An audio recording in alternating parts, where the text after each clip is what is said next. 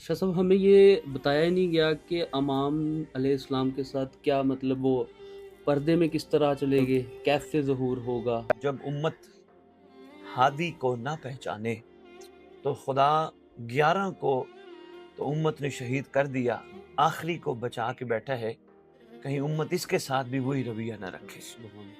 امت کے نیگیٹو سوچوں اور رویوں کی وجہ سے مخلوق نے مقام نہیں پہچانا، مخلوق نے قدر نہیں کی۔ جب مخلوق قدر نہ کرے تو خدا غضبناک ہو کے اپنی حجت کو غیبت میں ڈال دیتا ہے۔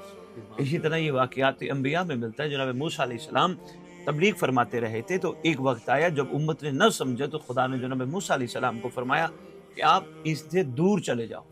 309 سال کی، چھٹے امام فرماتے 309 سال کی غیبت کا حکم تھا جناب موسیٰ علیہ السلام کا، لیکن اس وقت اس دور کے لوگوں نے سرکار موسیٰ کی ضرورت کو محسوس کیا، اپنے بڑوں سے پوچھا کہ کوئی ایسا طریقہ ہے جس سے ہمارا ہادی، ہماری حجت واپس آ جائے۔ انہوں نے کہا پہلے تو عہد کرو، خالی اس کو نہیں مانو گے اس کی بھی مانو۔ سبحان اللہ، سبحان اللہ۔ یہ ایک بڑی ضروری بات ہے، خالی اس کو نہیں اس کی بھی مانو گے۔ نمبر 2، آپ اگر چاہتے ہو واپس ہے تو خدا کی بارگاہ میں گڑ گڑا کے عرضی کرو، خالق دو عالم ہم اس کے بغیر ادھورے ہیں، خالق دو عالم احسان فرما، ہمارا ہادی ہماری آنکھوں کے سامنے، اگر ہمارے گناہ اور خطا ہادی کے آنے میں رکاوٹ ہے تو ہم معافی مانگیں۔ انہوں نے پھر کیا کیا، ان کے کہنے پہ، اپنے بڑوں کے کہنے پہ ریت کا ایک ٹیلا، ایک صحرا منتخب کیا، اپنی عورتیں، اپنے بچے، اپنے جانوروں کے بچے سارے اکٹھے کیے، چھٹی امام فرما رہے۔ اس کے بعد کیا کیا، انہوں نے عورتوں نے بچوں کو علیحدہ کیا، جانوروں کے بچوں سے جانوروں کو علیحدہ کیا، سب نے چیخ پکار کر کے خدا کی بارگاہ میں جب التجا شروع کی، ساری رات روتے رہے۔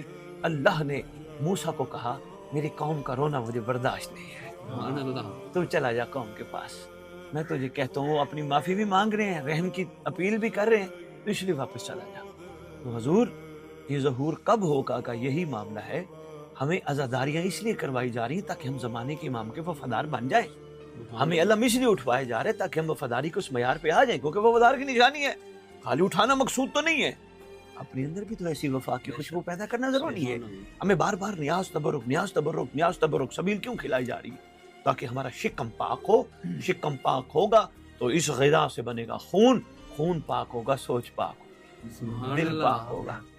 اگر دل اور سوچ پاک نہیں ہوتی ہمارے تبرک کھانے کا فائدہ ہی نہیں ہے۔ حضور بات یہ ہے سرکار غیبت میں کیوں گئے؟ مخلوق کے رویے کی وجہ سے، مخلوق کے نہ صرف رویے کی وجہ سے بلکہ مخلوق کے اندر سے ساتھ نہ ہونے کی وجہ سے۔ اللہ نے اپنی حجت کو کہا تو آپ ایک طرف ہو جائیے، کیونکہ یہ اب ڈیزرو نہیں کرتے آپ کو، ان کے اندر وہ کیپیبلٹی بھی نہیں ہے کہ آپ کو ڈیزرو کریں، آپ چلے جائیے۔